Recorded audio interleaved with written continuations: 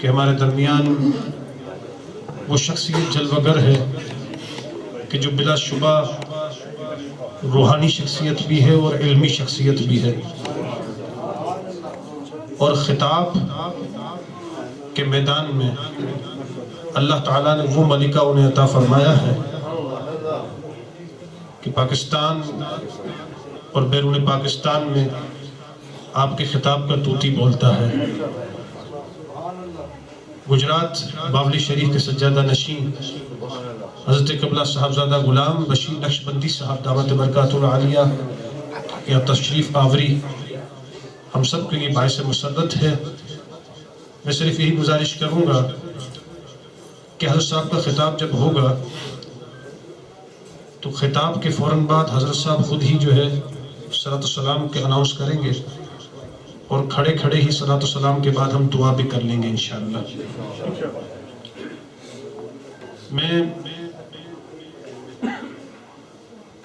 یہ گزارش کروں گا آپ حضرات سے کہ جب حضرت صاحب کا خطاب ہو، یہ باتیں مجھے کہنے کی ضرورت نہیں ہے، یہ از خود ہیں، ہوں گی انشاءاللہ۔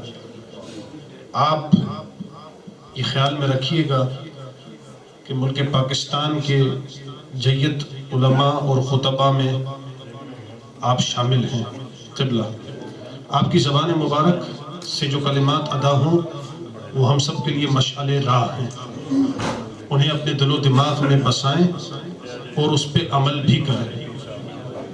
بلا تاخیر بہت ہی شکریہ کے ساتھ دعوت خطاب دے رہا ہوں ممتاز مشہور و معروف عالم دین خطیب گجرات باولی شریف کے سجادہ نشین حضرت صاحبزادہ غلام بشیر نقشبندی صاحب دامت برکاتہ العالیہ خطاب فرمائیں گے، اور ساتھ ہی ایک اعلان بھی ضروری ہے، وہ بھی سماعت فرما لیں کہ 25 جنوری مسجد فرید الاسلام میں شام کو 6 بجے ایک عظیم الشان جلسہ ہوگا، جس میں ثنا خوان جو تشریف لائے پاکستان سے وہ نعت شریف پیش کریں گے، اور گجرات ہی کے بزرگ حضور شیخ الحدیث علامہ مفتی محمد اشرف القادری صاحب دامت برکاتہ العالیہ مسجد فرید الاسلام میں 25 جنوری کو ہفتے کے روز شام 6 بجے وہاں خطاب کریں گے۔ خواتین کے لیے بھی وہاں پردہ اہتمام ہوگا، تمام حضرات جو ہے اہل خانہ کے ساتھ وہاں تشریف لے جائیں۔ خطاب فرمائیں گے صاحبزادہ غلام بشیر نقشبندی صاحب دامت برکاتہ العالی۔ نعرہ تکبیر، نعرہ رسالت، نعرہ حیدری، نعرہ غوثیہ، علماء اہل سنت۔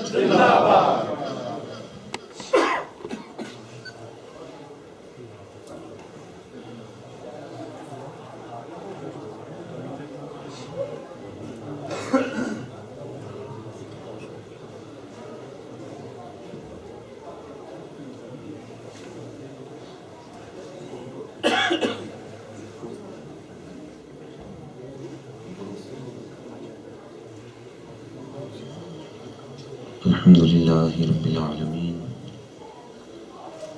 بارئ الخلائق اجمعین علیہ نتوکل و بہ نستعین والصلاة والسلام علی سید الانبیاء والمرسلین وعلی آلہ الطیبین الطاہرین وأصحابه الراشدين المهديين، أما بعد فأعوذ بالله من الشيطان الرجيم، بسم الله الرحمن الرحيم، لقد من الله على المؤمنين إذ بعث فيهم رسولا من أنفسهم يتلو عليهم آياته ويزكيهم ويعلمهم الكتاب والحكمة وإن كانوا من قبل لفي ضلال مبين،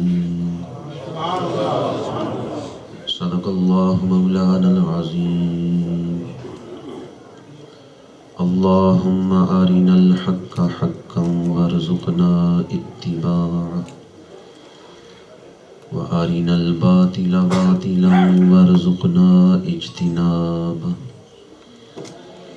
اللهم أخرجنا من ظلمات الوهم وأكرمنا بنور الفهم وزدنا علما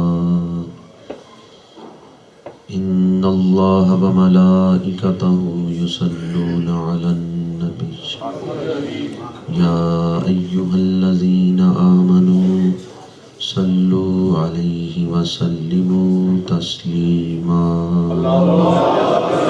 الصلاة والسلام عليك يا رسول الله وعلى آلك وأصحابك يا حبيب الله الصلاة والسلام عليك يا خطيب الأنبياء والمرسلين وعلى آلك وأصحابك يا رحمة للعالمين حاضر جلیل عالمی مبلغ اسلام حضرت علامہ مولانا صاحبزادہ سجاد احمد برکاتی صاحب دامت برکاتہم العالیہ عاشق رسالت معاب قرۃ عیون الصلحاء الحاج محمد بلال صاحب، انتہائی قابل احترام مہمانان ذی وقار، برادران اسلام، حاضرین و سامعین، اس وقت میں اور آپ اپنی زندگی کی ایک تاریک رات کو ذکر رسول سے روشن کر کے بیٹھے ہوئے ہیں۔ اس وقت ہم اپنے گناہوں کو بخشوا رہے ہیں، اپنی قسمت سنوار رہے ہیں، اپنا مقدر چمکا رہے ہیں۔ بیٹھے تو ہم ایمسٹرڈیم کی سرزمین پر ہیں، پر یوں محسوس ہوتا ہے جیسے مدینہ منورہ میں گنبد خضرا کے سامنے بیٹھے ہیں۔ غم مصطفیٰ جس کے سینے میں ہے، کہیں بھی رہے وہ مدینے میں ہے۔ حضور اپنی محفل میں ہیں جلوہ گر، سمجھ لو یہ محفل مدینے میں۔ اس مسجد کی انتظامیہ کو اور میلاد کمیٹی کو ہدیہ تبریک اور خراج تحسین پیش کرتا ہوں، جنہوں نے شب جمعہ اس عظیم الشان محفل میلاد کا اہتمام کیا ہے۔ آج ایک خاص رات ہے، شب جمعہ بڑی برکتوں والی رات ہوتی ہے، اور اکثر عشاقان رسول کو اسی رات حضور کی زیارت نصیب ہوتی ہے۔ آپ آئیں نہ آئیں رہی آپ کی مرضی، ہم نے تو چراغاں آج سر شام کیا ہے۔ اللہ تعالیٰ منتظمین کو ان کے حسن نیت سے بڑھ کر اجر عظیم عطا فرمائے۔ اس مسجد کی انتظامیہ کو بار دیگر ہدیہ تبریک پیش کرتا ہوں، جو یہاں کے اہل اسلام کی دینی تربیت کا اہتمام کیے ہوئے ہیں۔ اللہ تعالیٰ انہیں دو جہانوں کی بھلائیاں عطا فرمائے۔ چونکہ وقت مختصر ہے اور میلاد شریف کے حوالے سے محفل منعقد ہے، چند گزارشات آپ کی خدمت میں پیش کرنا ہے۔ 12 ربیع الاول کی صبح مکہ کی سرزمین، حضرت عبداللہ کا گھر، حضرت آمنہ رضی اللہ تعالی عنہا کی گود، کوئی عام بچہ نہیں پیدا ہوا، بلکہ مقصود کائنات دنیا میں تشریف لائے۔ حضور کی تشریف آوری کسی ایک بچے کی ولادت نہیں، ایک نئے دور کا آغاز ہے۔ آپ کی تشریف آوری سے انسانیت ساز مکتب توحید کھل گیا ہے۔ حضور تشریف لائے تو اجڑے ہوئے گلشن میں بہار آ گئی۔ اعلیٰ حضرت نے بڑی خوبصورت بات لکھی ہے، جب باغ میں خزاں ہو تو پھول مرجھا جاتے ہیں، کلیاں بکھر جاتی ہیں، پتے گر جاتے ہیں، درختوں کی ٹہنیاں ننگی ہو جاتی ہیں، باغ میں اداسی چھا جاتی ہے، لیکن جب بہار آئے تو پھول کھلتے ہیں، کلیاں چٹکتی ہیں، انادل چہچہاتے ہیں، باغ میں رونق لگ جاتی ہے، باغ میں ایک سرور کی کیفیت آ جاتی ہے۔ یہ پھول کیوں کھلے؟ اس لیے کہ بہار آ گئی ہے۔ یہ کلیاں کیوں چٹک رہی ہیں؟ اس لیے کہ بہار آ گئی ہے۔ پھول کھلتے ہیں جب بہار آئے، پر سوال یہ ہے بہار کب آتی ہے؟ پھول تو آتے ہیں بہار کے صدقے، بہار کس کے صدقے آتی ہے؟ وہ سوئے لالا زار پھرتے ہیں، تیرے دن اے بہار پھرتے۔ بڑے لوگوں نے یہ نعت سنی ہوگی پر کبھی مطلب پر غور نہیں کیا ہوگا کہ اعلیٰ حضرت کیا لکھ گئے ہیں۔ اعلیٰ حضرت فرماتے ہیں جب بہار آئے تو پھول کھلتے ہیں، پر سوال یہ ہے بہار کب آتی ہے؟ بہار آتی ہے جب سرکار تشریف لے، نعمتیں بانٹتا جس سمت وہ ذیشان گیا، ساتھ ہی منشی رحمت کا قلم تان گیا۔ حضور تشریف لائے تو ذہنوں میں بہار آ گئی، دلوں میں بہار آ گئی، روحوں میں بہار آ گئی، سینوں میں بہار آ گئی۔ حضور کے تشریف لانے سے کسی ایک گلشن میں نہیں، کائنات میں بہار آ گئی۔ قرآن مجید میں اللہ تعالیٰ نے بہت سارے واقعات بیان کیے ہیں، اور سینکڑوں آیات میں خاص واقعہ کو بیان کرتے ہوئے لفظ اذ بولا ہے۔ ترجمے کا ایک اصول ذہن نشین فرما لیں کہ جب قرآن مجید میں اذ آتا ہے تو اس کا مطلب یہ ہے یاد کرو اس وقت کو، وہ وقت یاد رکھنے کے قابل ہے۔ یہ واقعہ اللہ کے نزدیک خاص ہے کہ اللہ اسے لفظ اذ کے ساتھ بیان کر رہا ہے۔ جس آیت میں اذ آ جائے وہ واقعہ کس کے نزدیک خاص ہے؟ اللہ کے نزدیک۔ کس کے نزدیک خاص ہے؟ پتہ نہیں اس واقعہ میں کتنی حکمتیں ہوں گی جو واقعہ اللہ کے نزدیک خاص ہے، اور اللہ اسے لفظ اذ کے ساتھ بیان کر رہا ہے۔ یہ واقعہ یاد رکھنے کے قابل ہے، یہ بڑا اہم واقعہ، اتنا اہم ہے کہ اللہ اسے اہمیت دے رہا ہے اور لفظ اذ کے ساتھ بیان کر رہا ہے۔ اب سینکڑوں آیتیں ہیں جن میں اذ آیا ہے، لیکن مفسرین کہتے ہیں کسی اذ سے پہلے لفظ منا نہیں آیا۔ منا کا مطلب ہے اس نے احسان کیا۔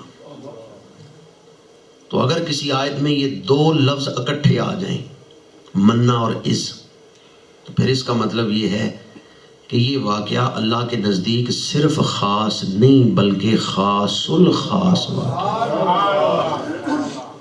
جہاں اذ سے پہلے منا آ گیا وہ واقعہ اللہ کے نزدیک جی خاص الخاص واقعہ۔ جہاں اذ آئے وہاں حکم ہے اس واقعہ کو یاد رکھو، اور جہاں اس سے پہلے منا آ گیا مطلب ہے اس واقعہ کو بڑا یاد رکھو۔ حضرت آدم کی تخلیق کا ذکر کیا تو صرف اذ، وَإِذْ قَالَ رَبُّكَ لِلْمَلَائِكَةِ إِنِّي جَاعِلٌ فِي الْأَرْضِ خَلِيفَةً۔ سجدہ ملائکہ کا ذکر کیا خالی اذ، وَإِذْ قُلْنَا لِلْمَلَائِكَةِ اسْجُدُوا لِآدَمَ فَسَجَدُوا إِلَّا إِبْلِيسَ۔ حضرت موسیٰ پر تورات اتاری خالی اذ، وَإِذْ آتَيْنَا مُوسَى الْكِتَابَ وَالْفُرْقَانَ لَعَلَّكُمْ تَهْتَدُونَ۔ کعبہ شریف کو قبلہ اور بیت اللہ قرار دیا، ثواب کی جگہ اور امن کی جگہ قرار دیا، خالی اذ بولا۔ وَإِذْ جَعَلْنَا الْبَيْتَ مَثَابَةً لِلنَّاسِ وَأَمْنًا۔ بنی اسرائیل کو فرعون کے ظلم سے نجات بخشی، صرف اذ بولا۔ وَإِذْ نَجَّيْنَاكُمْ مِنْ آلِ فِرْعَوْنَ يَسُومُونَكُمْ سُوءَ الْعَذَابِ۔ بنی اسرائیل کے لیے دریا میں راستہ بنایا، پانی کی روانی کو روک دیا، دریا کو پھاڑ دیا، کتنا خاص واقعہ ہے، لیکن صرف از ہے، مننا نہیں وہاں بولا۔ وَإِذْ فَرَقْنَا بِكُمُ الْبَحْرَ، حضرت عیسیٰ کی ولادت کا ذکر، بڑا اہم واقعہ حضرت عیسیٰ کی ولادت، وہاں بھی صرف از ہے۔ وَاذْكُرْ فِي الْكِتَابِ مَرْيَمَ إِذِ انتَبَذَتْ مِنْ أَهْلِهَا مَكَانًا شَرْقِيًّا، اور حضرت عیسیٰ کو آسمانوں پر اٹھانے کا وقت، زندہ آسمانوں پہ اٹھا لیا، وہاں بھی صرف اس بولا ہے وَإِذْ قَالَ اللَّهُ يَا عِيسَىٰ إِنِّي مُتَوَفِّيكَ وَرَافِعُكَ إِلَيَّ۔ اب کتنے خاص واقعات ہیں، لیکن وہاں صرف اس بولا جا رہا ہے جب باری آئی اپنے محبوب کا میلاد بیان کرنے کی، جب باری آئی بعثت مصطفیٰ کو بیان کرنے کی، تو اللہ نے خالی از نہیں بولا بلکہ فرمایا لَقَدْ مَنَّ اللَّهُ عَلَى الْمُؤْمِنِينَ إِذْ بَعَثَ فِيهِمْ رَسُولًا۔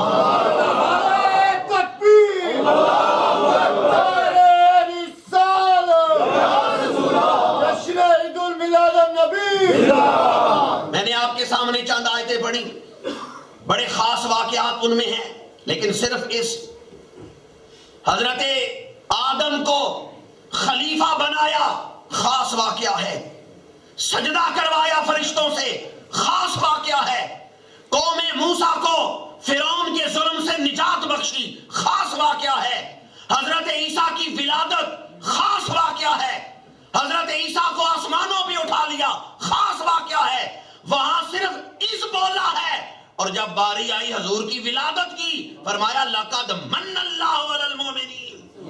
ولادت عیسیٰ سے بڑا خاص واقعہ آمد مصطفیٰ ہے، کعبے کو ثواب اور امن کی جگہ قرار دینے سے بڑا واقعہ حضور کی ولادت ہے۔ قرآن مجید سمجھنے کے لیے آپ بیٹھے ہیں، اس دینی محفل میں مقصد ہے دین سمجھ، یہ رسم نہیں ہے۔ بعض لوگوں نے میلاد کی محفلوں کو بھی رسم بنا دی ہے، تلاوت ہوگی، نعت ہوگی، بیان ہوگا، ختم شریف ہوگا، رسم پوری ہو جائے گی۔ خدا را ان محفلوں سے روحانیت نہ چھینے، اور ہمارے پاس ہے کیا اگر ہم نے دین کو بھی رسم بنا دیا؟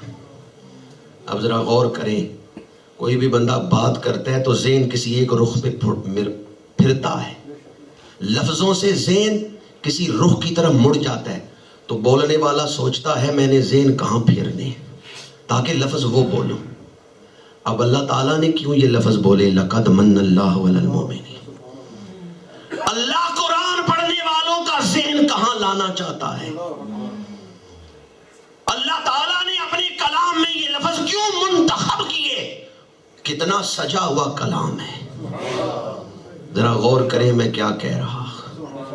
جس نے محبوب کی آمد کا ذکر اتنا سجا کے کیا ہے، اس نے اپنے محبوب کو کتنا سجا کے بھیجا۔ ذکر اتنا سجا ہوا ہے لَقَدْ مَنَّ اللَّهُ عَلَى الْمُؤْمِنِينَ إِذْ بَعَثَ فِيهِمْ رَسُولًا۔ البتہ تحقیق اللہ نے بڑا احسان کیا مومنوں پر جب ان میں شانوں والا رسول بھیج دیا۔ تو آئے وہ لمحہ خاص جو اللہ کے نزدیک خاص الخاص ہے، اس کا تذکرہ سنیں قرآن اور حدیث کی روشنی میں کہ محفل میلاد حضور کی آمد، ورنہ تفسیری نکات بیان کروں تو تفسیری نکات میں ہی سارا وقت گزر جائے گا اور میلاد بیان نہیں ہو سکے گا۔ بس ایک نکتہ ہی میں نے آپ کی خدمت میں عرض کیا ہے کہ اس آیت مبارکہ کا اسلوب یہ بتاتا ہے کہ حضور کی آمد صرف خاص واقعہ نہیں بلکہ لوگ دنیا کی مصروفیات میں کھو گئے، مادیت میں کھو گئے، گھریلو الجھنوں میں پھنس گئے، معاشی مشکلات میں الجھ گئے، تو اس خاص واقعہ کو بھول گئے۔ میلاد کی محفل اسی لیے سجائی جاتی ہے کہ اس خاص واقعہ کو یاد رکھو۔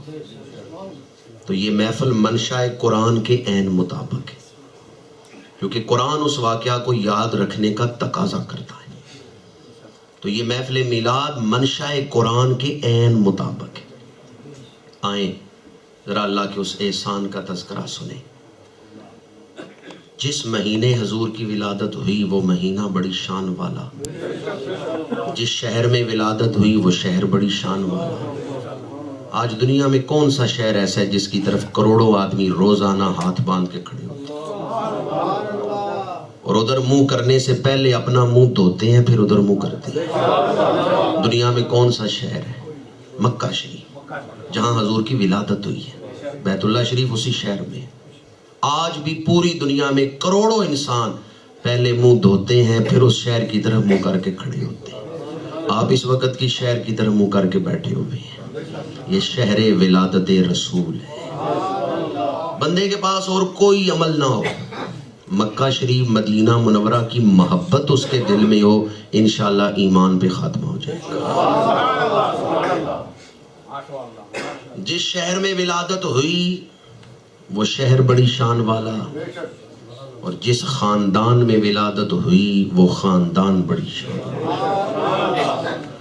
دنیا کے خاندانوں میں سب سے افضل خاندان خانوادہ نبوت ہے۔ حضرت آدم علیہ السلام سے لے کر حضرت عبداللہ تک جتنی پشتوں میں حضور کا نور رہا ہے وہ سارے مومن ہیں اور جنتی ہیں۔ قرآن مجید میں ہے وَوَالِدٍ وَمَا وَلَدَ، قسم ہے والد کی اور قسم ہے پیدا ہونے والے کی۔ مفسرین کہتے ہیں وما ولد سے حضور مراد ہے کہ اللہ نے حضور کی ولادت کی قسم اٹھائی، تو والد سے کون سا والد مراد ہے؟ چار قول حضرت قاضی ثناء اللہ پانی پتی رحمۃ اللہ تعالیٰ علیہ نے لکھے ہیں۔ والد سے مراد یا تو حضرت عبداللہ ہے، یا حضرت ابراہیم ہے، یا حضرت آدم ہے، یا حضرت آدم سے لے کے حضرت عبداللہ تک جتنی پشتوں میں حضور کا نور رہا ہے اللہ ہر والد کی قسم بیان فرمائے۔ جو آیت مبارکہ میں نے خطبہ میں پڑھی اس سے بھی مفسرین نے حضور کے والدین کی شان بیان کی ہے۔ رسولا من انفسہم، تو اس کی ایک قرات علامہ بیضاوی نے انوار التنزیل میں نقل فرمائی ہے، اور حضرت قاضی ایاز مالکی رحمۃ اللہ تعالیٰ علیہ نے بھی وہ روایت نقل فرمائی ہے کہ ایک قرات شاذہ ہے رسولا من انفسہم، اور اگر یہ قرات شاذہ کی جائے تو پھر اس کا مطلب یہ بنتا ہے کہ اولاد آدم میں جو سب سے پاکیزہ ترین وجود ہے ان وجودوں سے اللہ کا رسول دنیا میں آیا۔ معاذ اللہ ثم معاذ اللہ بعض لوگ حضور کے والدین کا ایمان نہیں مانتے جبکہ زبان سے کلمہ بھی پڑھتے ہیں۔ تو صرف اس موضوع کی جو احتیاط ہے اور جو اس موضوع کے اندر بہت ہی بے ادبی کا پہلو ہے، اگر زبان لغزش کھا جائے تو قرآن مجید کہتا ہے انما المشرکون نجس، مشرک پلید ہے۔ اب اگر کوئی حضور کے والدین کو مومن نہیں مانتا تو وہ پلیتی کی نسبت حضور کے والدین کی طرف کرے۔ علامہ محمود آلوسی نے روح المعانی میں جو کچھ اس پر لکھا ہے وہ پڑھیں تو رونگٹے کھڑے ہو جاتے ہیں۔ وہ عبارتیں نہیں آپ کو سنا رہا، صرف مفہوم آپ تک پہنچا رہا ہوں۔ علامہ محمود آلوسی لکھتے ہیں روح المعانی میں، اگر تم چاہتے ہو تمہارا خاتمہ ایمان پر ہو تو حضور کے والدین کا ایمان بیان کیا کرو۔ حضور کے والدین کا ایمان بیان کرنے کی یہ برکت ہے کہ مرتے دم زبان پہ کلمہ جاری ہو جاتا ہے۔ آئیں آج اس محفل میں وہ وظیفہ ایک دفعہ ہم کر لیں، شاید اس محفل کی برکت وہ پڑھنا قبول ہو جائے اور اس کی برکت موت کے وقت ملے اور ہم سب کی زبانوں پہ کلمہ جاری ہو جائے۔ حضور کے والدین مومن ہیں اور جنتی ہیں۔ حضور کے والدین مومن ہیں اور حضور کے والدین مومن ہیں، اور چونکہ محفل کافی دیر سے جاری ہے اور بڑی بازوق محفل ہو رہی ہے، چونکہ وقت کافی ہو چکا ہے تو آپ لوگ تھک تو نہیں گئے؟ نظر تو مجھے یہ آ رہا ہے کہ آپ جاگ رہے ہیں، نظر مجھے آ رہا ہے کہ آپ جاگ رہے ہیں۔ ذرا ہاتھ تو کھڑے کریں جو سوئے ہوئے ہیں۔ ہمارے ہاں پاکستان میں ٹرک کا ایکسیڈنٹ اکثر اسی وقت ہوتا ہے جب ڈرائیور سمجھتا ہے کہ میں جاگ رہا ہوں لیکن وہ سو گیا ہوتا ہے. تو جاگنے کے لیے آنکھوں کا کھلا ہونا ضروری نہیں، دماغ کا بیدار ہونا بھی ضروری ہے کہ ذہن بھی متوجہ ہو. میں نے قرآن مجید کی چند آیات آپ کے سامنے پڑھی حضور کے والدین کے ایمان پر. تو اب آپ ایک حدیث آپ کو سنا رہا ہوں جو مسند امام احمد میں ہے. ہمارے آقا کریم صلی اللہ علیہ وآلہ وسلم نے ارشاد فرمایا من انتسب الی تسعۃ آباء کفار یرید بہم عزا و کرما فہو عاشرہم فی النار او کما قال علیہ الصلوۃ والسلام. جس شخص نے اپنے 9 کافر آباء و اجداد کا ذکر کیا. من انتسب الی تسعۃ آباء کفار، جس نے اپنے 9 کافر باپ داداؤں کا ذکر کیا. یرید بہم عزا و کرما، اور ان کے ذکر سے وہ عزت پانا چاہتا ہے، فخر سے ذکر کرتا ہے میرا دادا اتنا بڑا کافر تھا، میں فلاں کافر کا پوتا ہوں. جس نے 9 کافر آباء و اجداد کی طرف اپنی نسبت کی فَهُوَ عَاشِرُهُمْ فِي النَّارِ، وہ ان کے ساتھ دوزخ میں 10واں ہوگا. مسند امام احمد میں یہ حدیث. گویا آباء و اجداد اگر کافر ہوں تو ان کا ذکر مقام تعریف میں کرنا حرام ہے، مقام تعریف میں ان کا ذکر کرنا جائز ہے. نبی معصوم ہوتے ہیں، گناہوں سے پاک ہوتے ہیں، نبی محرمات کو اختیار نہیں فرماتے. اب احادیث کی کتابیں اٹھا کے دیکھیں، حضور نے خود اپنے 21 آباء و اجداد کا نام لے کے ذکر کیا اور پھر مقام تعریف میں ان کا تذکرہ فرمایا. کتنے آباء و اجداد کا حضور نے خود نام لے کے شجرہ بیان کیا. انا محمد ابن عبداللہ ابن عبد المطلب بن ہاشم بن عبد مناف بن قصا بن کلاب بن مرہ بن کعب بن لوئی بن غالب بن فہر بن مالک بن ندر بن کنانہ بن خزیمہ بن مدرکہ بن الیاس بن مدر بن نزار بن معد بن عدنان. فرمایا عبداللہ بیٹے عبد المطلب کے، عبد المطلب بیٹے ہاشم کے، ہاشم بیٹے عبد مناف کے، عبد مناف بیٹے قصا کے، قصا بیٹے کلاب کے، کلاب بیٹے مرہ کے، مرہ بیٹے کعب کے، کعب بیٹے لوئی کے، لوئی بیٹے غالب کے، غالب بیٹے فہر کے، فہر بیٹے مالک کے، مالک بیٹے ندر کے، ندر بیٹے کنانہ کے، کنانہ بیٹے خزیمہ کے، خزیمہ بیٹے مدرکہ کے، مدرکہ بیٹے الیاس کے، الیاس بیٹے مدر کے، مدر بیٹے نزار کے، نزار بیٹے ماد کے، ماد بیٹے عدنان کے. اب 21 آباء و اجداد کا نام لے کے حضور نے فرمایا اللہ نے جب بھی اولاد آدم کے 2 گروہ کیے ہیں، جعلنی اللہ فی خیرہما، ان میں جو خیر والا گروہ تھا میرا نور اللہ نے ان وجودوں میں رکھا. ان میں رکھا ہے جو خیر والا گروہ تھا. جب بھی اللہ نے اولاد آدم کے 2 گروہ کیے، جعلنی اللہ فی خیرہما، اللہ نے مجھے اس گروہ میں رکھا جو ان دونوں میں کون سا گروہ ہے؟ اب آپ مجھے بتائیں خیر کفر میں ہے کہ اسلام میں ہے؟ اگر حضور کے آباء و اجداد میں کوئی کافر ہوتا تو حضور فرماتے جعلنی اللہ فی خیرہما، کہ خیر والے گروہ میں اللہ نے مجھے رکھے. خیر اسلام میں ہے، خیر کفر میں نہیں. بھلائی اسلام میں ہے، کفر میں نہیں. جب حضور نے اپنے 21 آباء و اجداد کا شجرہ خود بیان کر کے فرمایا کہ اللہ نے جب بھی اولاد آدم کے 2 گروہ کیے ہیں مجھے خیر والے گروہ میں رکھا ہے، تو بتا دیا میرے آباء و اجداد میں कोई भी काफिर और मुशरिक नहीं। और इससे आगे फिर हजूर ने फरमाया वउखरिजतु मिन बैनि अबवैन वलम युसिबनी शैउम मिन अहदिल जाहिलिया, मैं अपने वालिदैन के वजूदों से दुनिया में आया और दौरे जाहिलियत की कोई शय मुझे नहीं पहुंची। दौरे जाहिलियत की जो बुराइयां थी वो मेरे शजरा नसब में नहीं पाई जाती। तो दौरे जाहिलियत की बुराइयों में एक बुराई कुफर भी तो है। जब हजूर फरमा रहे हैं वलम युसिबनी शैउम मिन अहदिल जाहिलिया, तो दौरे जाहिलियत की जो जो बुराइयां हैं उनमें से एक बुराई तो कुफर भी थी।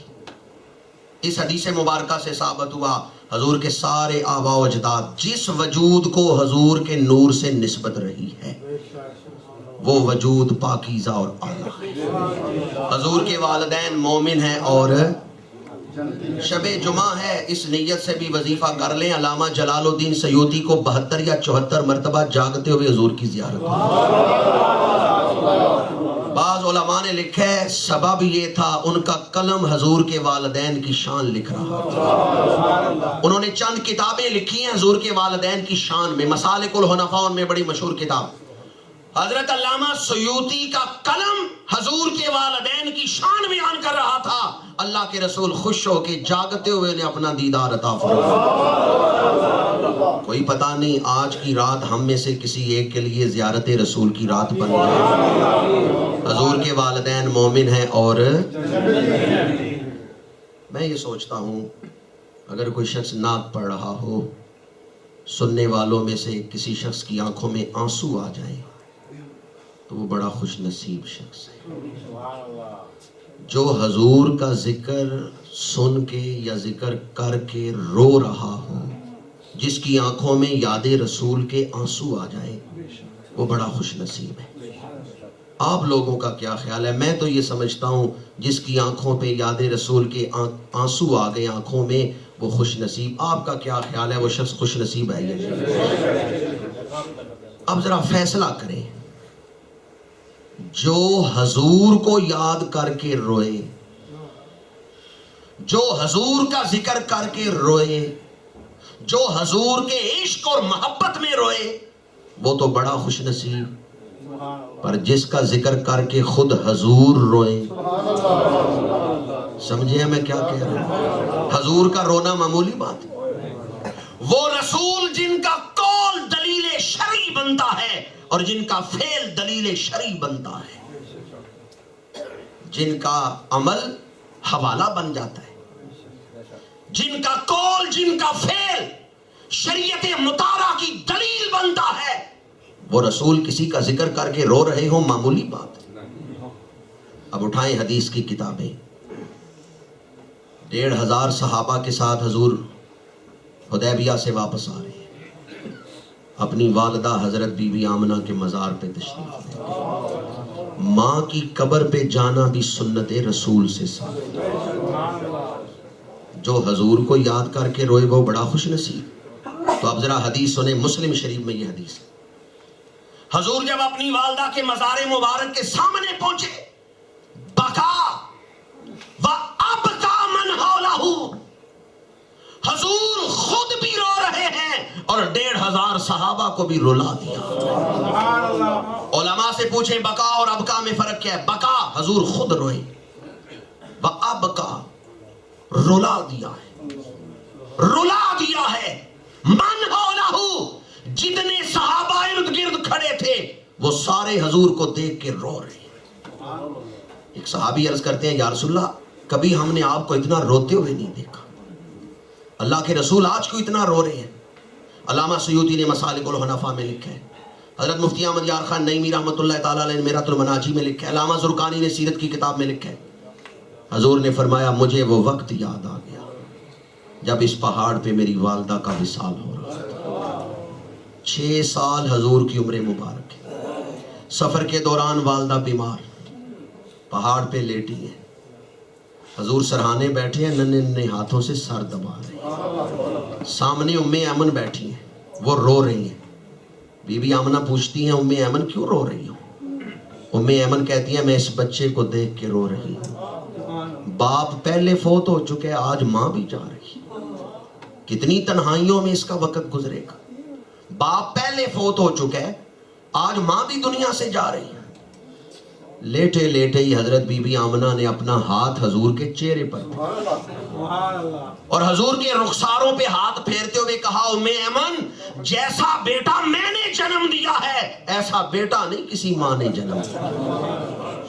مسند امام احمد میں یہ روایت موجود ہے, حضور کی والدہ نے آپ کی ولادت سے پہلے خواب دیکھے تھے.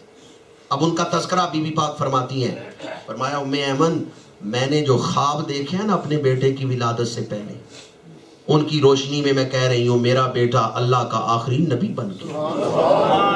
اور یہ جو خوابوں والی روایت امام احمد نے نقل کی اپنی مسند میں, غیر مقلدین کی شروحات پڑھ کے دیکھیں, انہوں نے اسے حدیث حسن قرار دیا, حدیث ضعیف نہیں.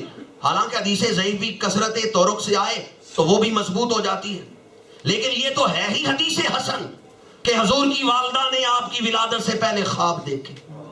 آج ان کا تذکرہ کر رہی ہیں مقام ابوا پہ. فرمایا ام ایمن سنو, میں نے اپنے بیٹے کی ولادت سے پہلے جو خواب دیکھے ہیں ان کی روشنی میں یہ کہہ رہی ہوں میرا یہ بیٹا دنیا کو بتائے گا حلال کیا ہے, حرام کیا ہے, جائز کیا ہے, ناجائز کیا ہے, نجاست کیا ہے, طہارت کیا ہے. یہ دنیا کو گمراہی سے نکال کے خدائے واحد کی دہلیز پر جھکا دے گا. میرے اس بیٹے کا ذکر ہمیشہ ہوتا رہے گا تو ساتھ میرا ذکر بھی ہوتا رہے گا. نعرہ تکبیر, نعرہ رسالت, نعرہ حیدری. ہالینڈ میں رہنے والے سنت. ہالینڈ میں رہنے والے اہل اسلام ذرا دل کے کانوں سے اور محبت کی کیفیت سے سننا امام الانبیاء کا تذکرہ. بعض مورخین نے لکھا, سیرت نگاروں نے لکھا بی بی پاک نے لیٹ کے ہی حضور کے چہرے پہ ہاتھ پھیرا.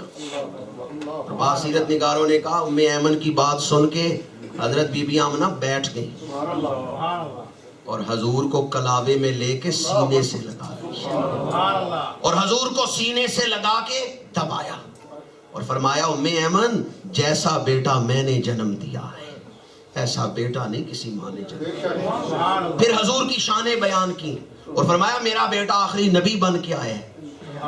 یہ فرما رہی ہیں کہ ان کے بازو ڈھیلے پڑ گئے. حضور نے محسوس کیا میری والدہ کا وصال ہو گیا. کیا کیفیت وصال ہے, اللہ کے رسول کو سینے سے لگا رکھا ہے.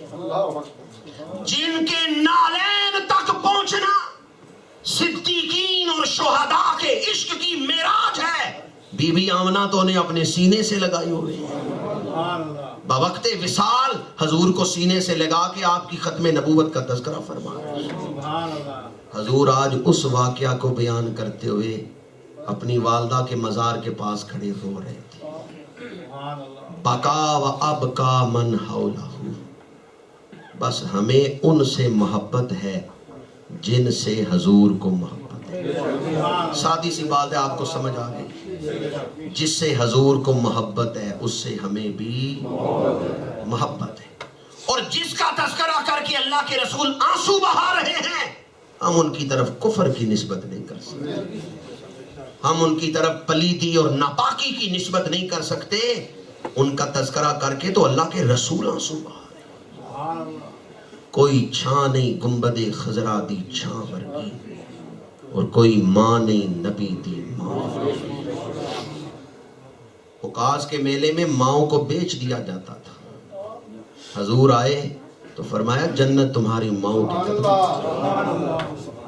ماؤں کو یہ عزت ملی ہے تو حضور کی تشریف آوری سے ملی. سیدہ آمنہ پاک کے وجود کی برکات میں سے حضور کے والدین کے ایمان پر 2 احادیث اور 3 آیتیں میں نے آپ کو سنائی ہیں.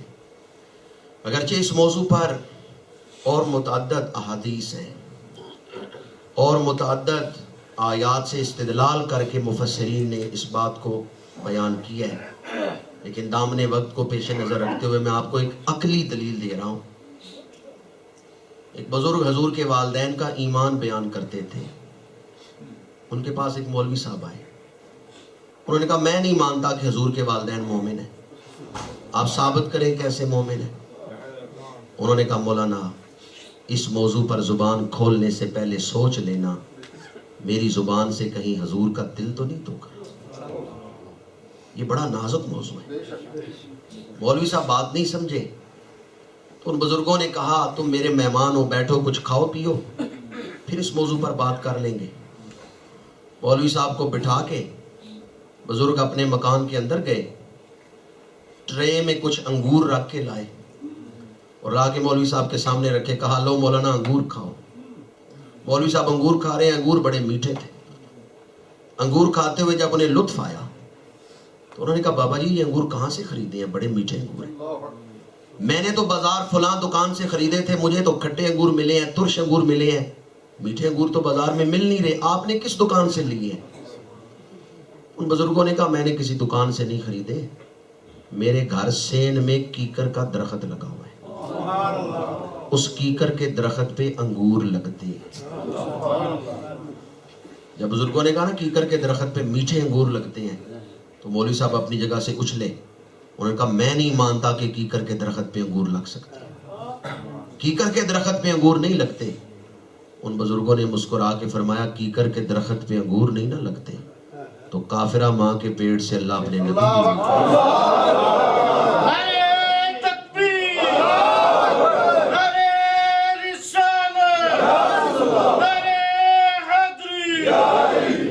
جس رب نے یہ اصول اور قانون بنایا ہے کہ کیکر کے درخت پہ انگور نہیں لگاتا, وہی رب کافرہ ماں کے پیٹ سے اپنے نبی بھی نہیں پیدا.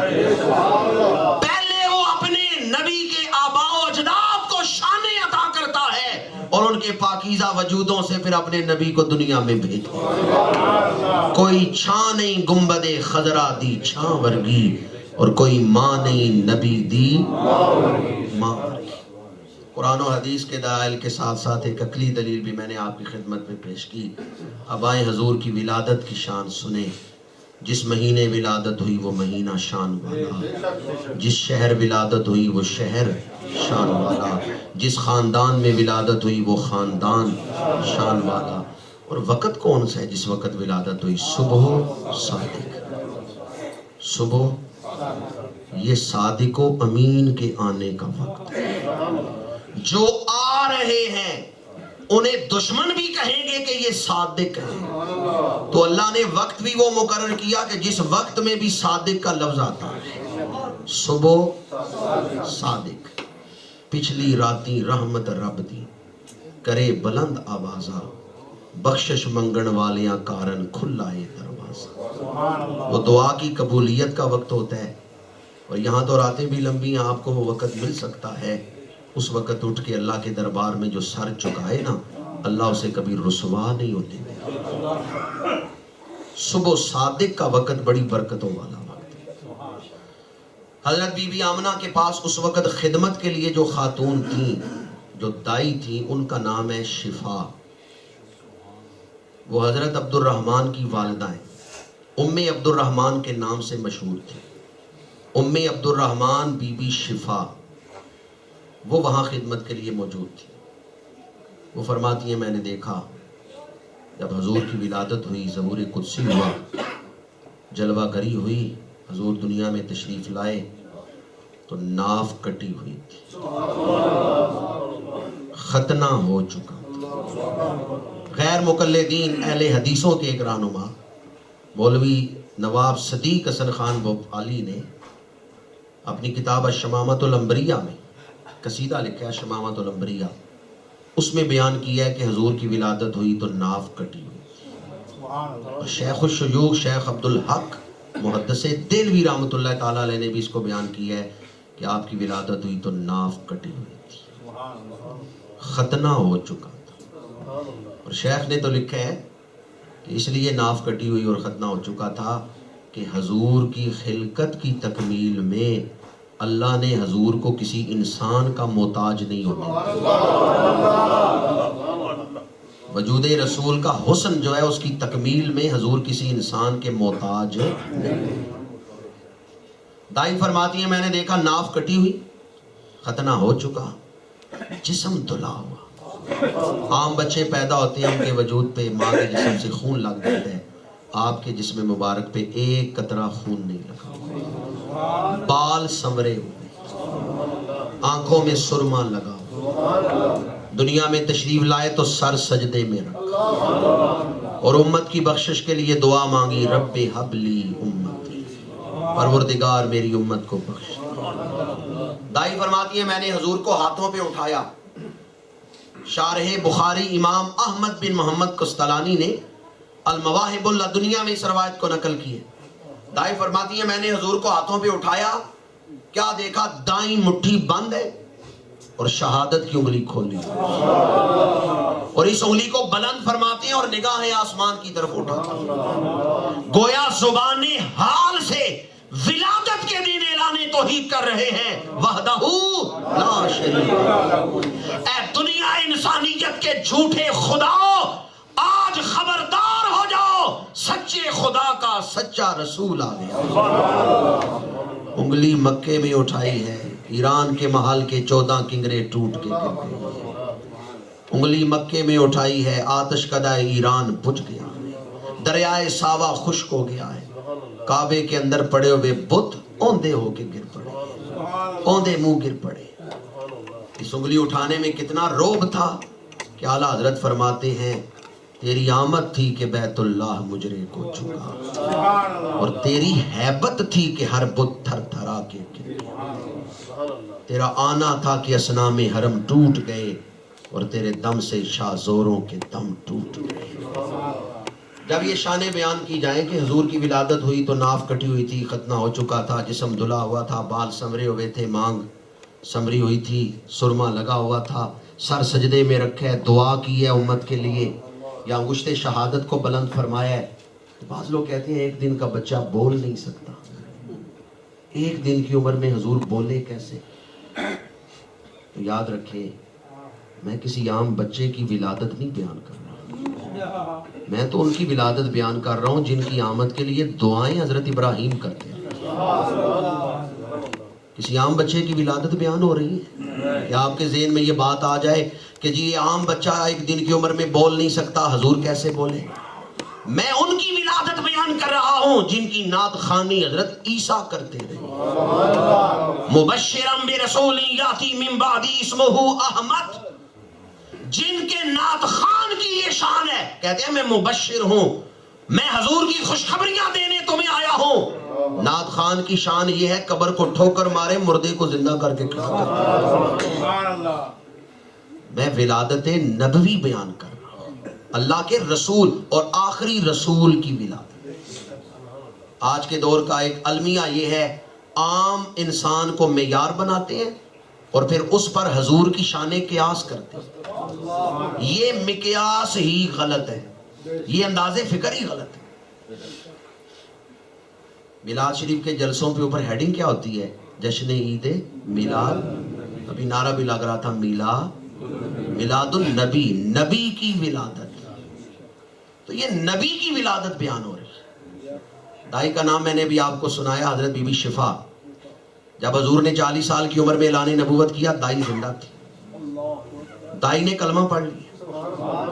پہلے 40 مسلمانوں میں دائی شامل ہے۔ جس دور میں کلمہ پڑھنا بڑا مشکل تھا، کلمہ پڑھنے والوں کو آگ کے انگاروں پہ لٹایا جاتا ہے، دائی نے اس وقت کلمہ پڑھا ہے جب ابھی 40 مسلمان بھی نہیں۔ ابو جال کو پتا چلا ہے، وہ آیا، اس نے کہا امی عبد الرحمن کون سی شان دیکھی ہے جو کلمہ پڑھے؟ امی عبد الرحمن نے کہا عمر بن حشام چپ کر جا، مجھ سے نہ پوچھ میں نے کیا شانیں دیکھی، میں تو انتظار کر رہی تھی یہ کب اپنی نبوت کا اعلان کرے اور میں ان کا کلمہ پڑھوں۔ میں نے تو ولادت کے دن جو ان کی شانیں دیکھی تھیں، یہ بات میرے دل میں بیٹھ گئی، یہ اللہ کا نبی پیدا ہوا۔ میں انتظار کر رہی تھی کہ یہ میری زندگی میں اعلان نبوت کریں۔ ابو جال کا منہ بند کر دیا، دائی نے حضور کی ولادت بیان کر دی۔ پتا چلا حضور کی ولادت پیغمبرانہ شان کے ساتھ ہوئی۔ اگر یہ بات کسی کو سمجھ نہ آئے تو ایک دوسری مثال دے رہا ہوں ولادت کی شانیں سمجھانے کے لیے۔ کہتے ہیں ایک دن کا بچہ بول نہیں سکتا، ایک دن کی عمر میں حضور کیسے بولیں؟ بخاری شریف اٹھا کے دیکھیں، مسلم شریف اٹھا کے دیکھیں، صحاح ستہ کی کتابوں میں متعدد، ایک دو نہیں، متعدد ایسی روایات موجود ہیں پہلی امتوں کے عام بچے جو نبی نہیں تھے، عام بچے تھے، ایک دن کی عمر میں، شیر خارگی کی عمر میں بولتے رہے ہیں۔ اگر یہ مضمون بخاری اور مسلم کی حدیثوں سے ثابت ہو کہ بنی اسرائیل کے عام بچے ایک دن کی عمر میں یا شیر خارگی کی عمر میں بولتے رہے ہیں، تو پھر حضور کا ایک دن کی عمر میں بولنا کوئی ایسی بات ہے کہ لوگ اس کا انکار کرتے ہیں؟ اٹھائیں بخاری شریف، جریج نامی ایک ولی گزرا ہے بنی اسرائیل میں، جیم سے یہ نام شروع ہوتا ہے، جیم پہ ختم ہوتا ہے، جریج۔ شہرت اس کی بڑی تھی، مریدین بڑے تھے، حاسدین نے کہا اس کو بدنام کرو، انہوں نے ایک طوائفہ خریدی اور اس طوائفہ سے کہا کسی طریقے سے جریج کو بدنام کرو۔ اس طوائفہ نے کہیں منہ کالا کیا، حاملہ ہوئی، ناجائز بچہ پیدا ہوا، اٹھا کے لے آئی، لوگوں نے کہا کس کا بچہ ہے؟ اس نے کہا تمہارے مرشد کا بیٹا ہے، یہ جریج کی ناجائز اولاد ہے۔ عقیدت مند دوڑے ہوئے گئے، پتھر مارنے لگے خانقاہ پہ، جریج باہر نکلا، اس نے کہا تم تو ماننے والے ہو، تم تو میری عقیدت رکھتے ہو، پتھر کیوں مار رہے ہو؟ ان کا تو اللہ کا ولی بنا ہوا ہے، تو نے تو فلاں طوائفہ سے منہ کالا کی ہے، ناجائز بچہ پیدا ہوا ہے۔ جریج نے کہا بلاؤ اس عورت کو۔ مسٹر ڈیم میں رہنے والے علیہ السلام، میں آپ کو کوئی افسانہ نہیں سنا رہا، بخاری شریف کی حدیث سنا رہا، رسالت مآب صلی اللہ علیہ وآلہ وسلم کی زبان اقدس سے جاری ہونے والے الفاظ سنا رہا۔ جریج نے کہا بلاؤ اس عورت کو۔ عورت ناجائز بچہ اٹھا کے لے آئی۔ جریج نے کہا بتاؤ اس کا باپ کون ہے؟ اس عورت نے کہا تو اس کا باپ ہے، یہ تیرا ناجائز بیٹا ہے۔ جریج نے کہا چلو، عورت کے دل میں تو اللہ کا ڈر نہیں رہ گیا، اس بچے سے ہی پوچھ لیتے ہیں، بتا تیرا باپ کو۔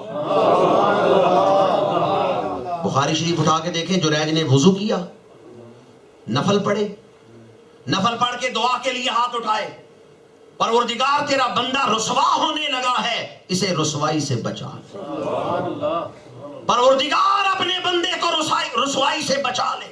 اور اللہ بڑا کریم ہے، تیرے مانگنے میں دیر ہو سکتی ہے، اس کے عطا کرنے میں دیر، بس مانگنے کی جانچ ہونی چاہیے۔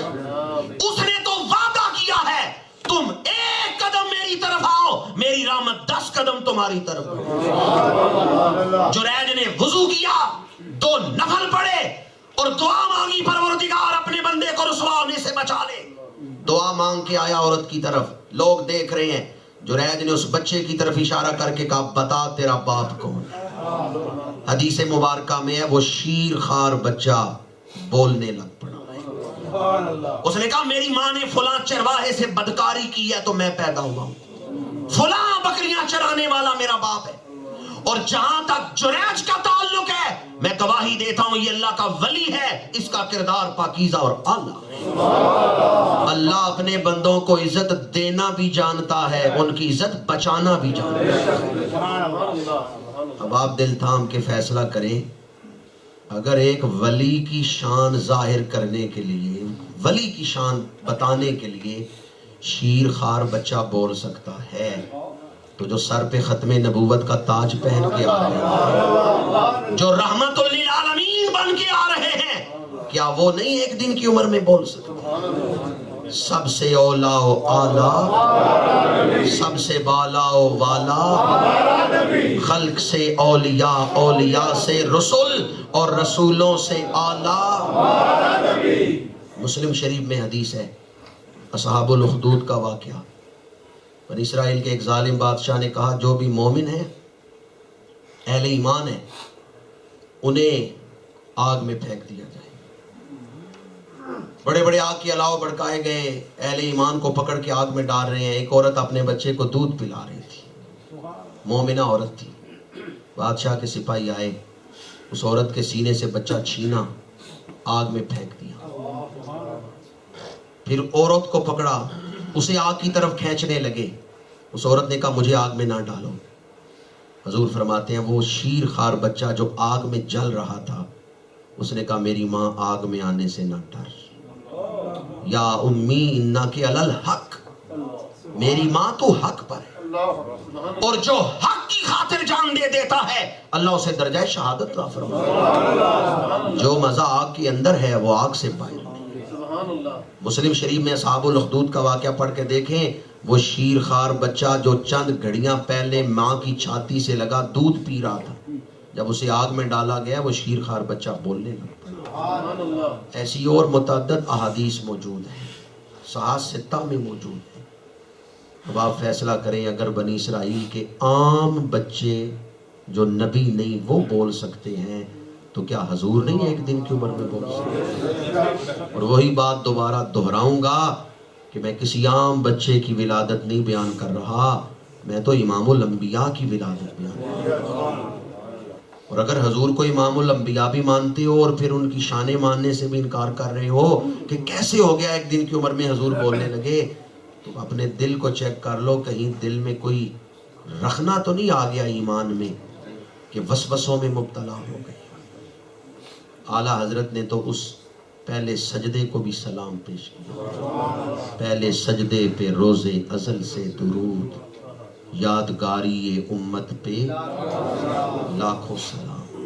اور دوسرے مقام پہ اعلیٰ حضرت فرماتے ہیں جو نہ بھولے ہم غریبوں کو رضا، یاد ان کی اپنی عادت کیجیے۔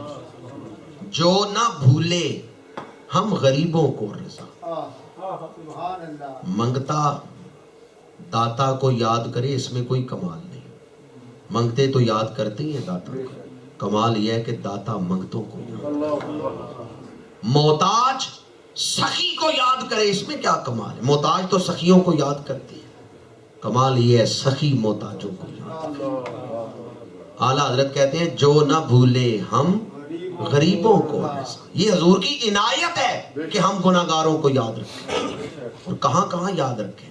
ولادت کے دن سر سجدے میں رکھیں، پھر غاروں میں رو رو کے، اور شب معراج اللہ کا دیدار بھی کر رہے ہیں، امت کے لیے بخشش کی دعا بھی کرتے ہیں۔ ایسے آپ کا کیا خیال ہے، اللہ کا دیدار ہو رہا ہو کچھ یاد رہتے؟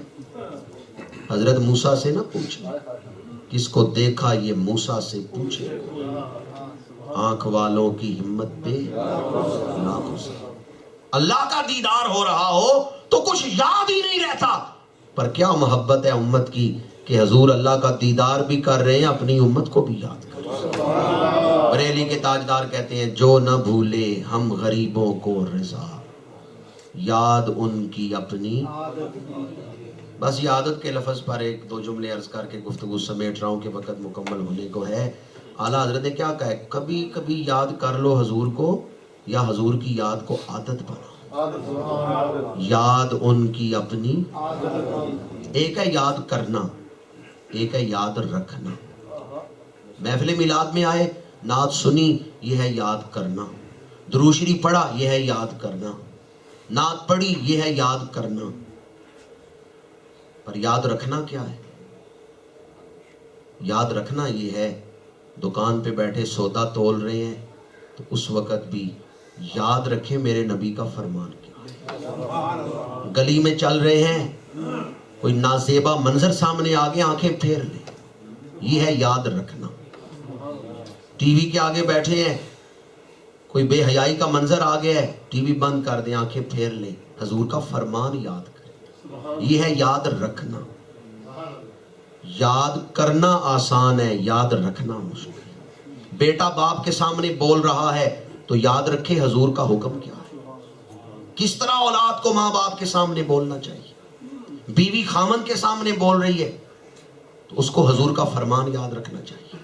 خامن بیوی سے معاملہ کر رہا ہے تو وہ حضور کی سنت مطہرہ کو یاد رکھے، یہ ہے یاد رکھنا۔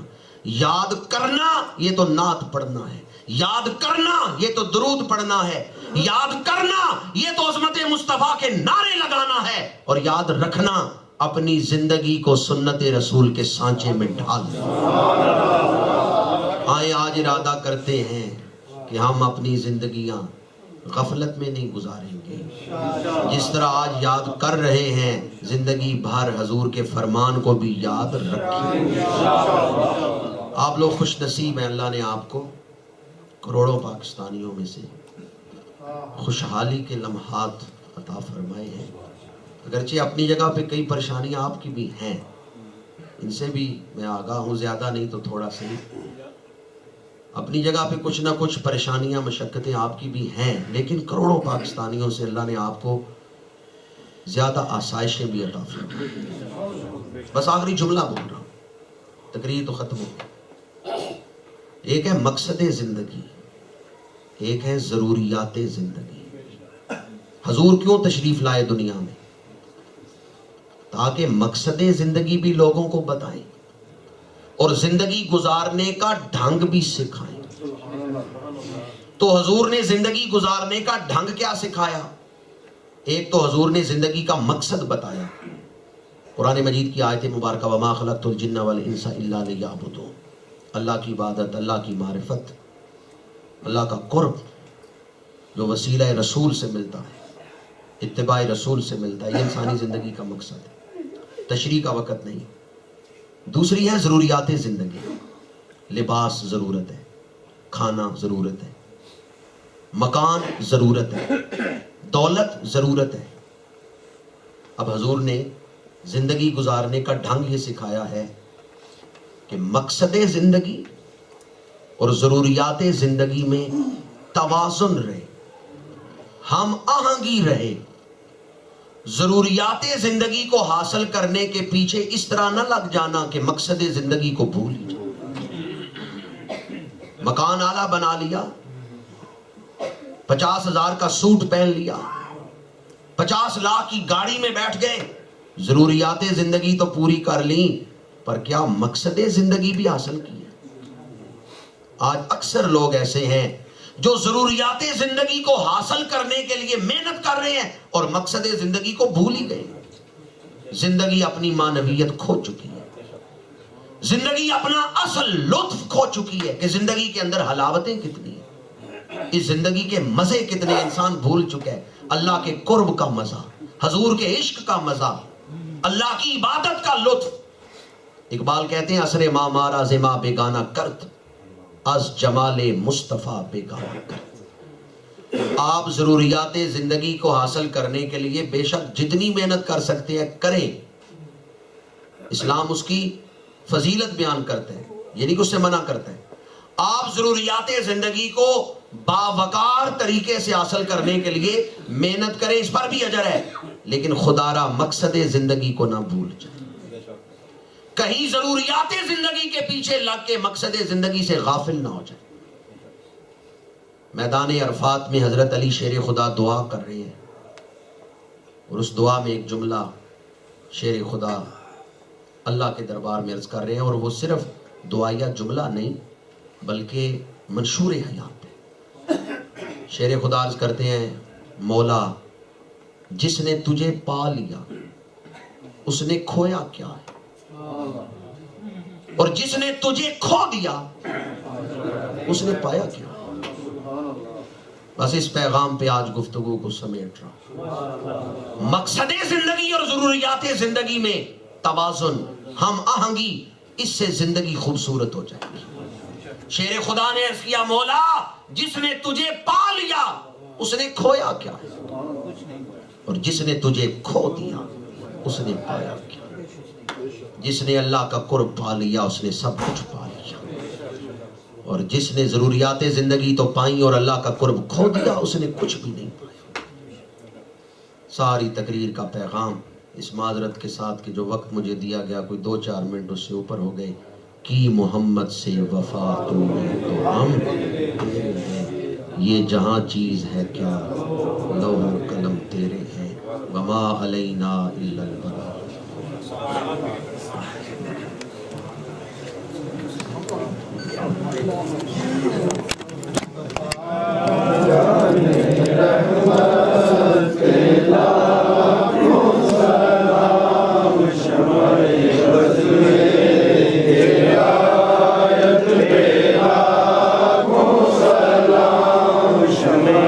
بز میں ہدایت پہ لاکھوں سلام سہانی گھڑی چمکا طیبہ کا چاند سہانی گھڑی چمکا طیبہ کا چاند اس دل افروز سعد پہ لاکھوں سلام مصطفیٰ جان رحمت پہ لاکھوں سلام شمع بز میں ہدایت پہ لاکھوں سلام امام مرتقا بنوں کا غوث اعظم امام مرتقا بنوں کا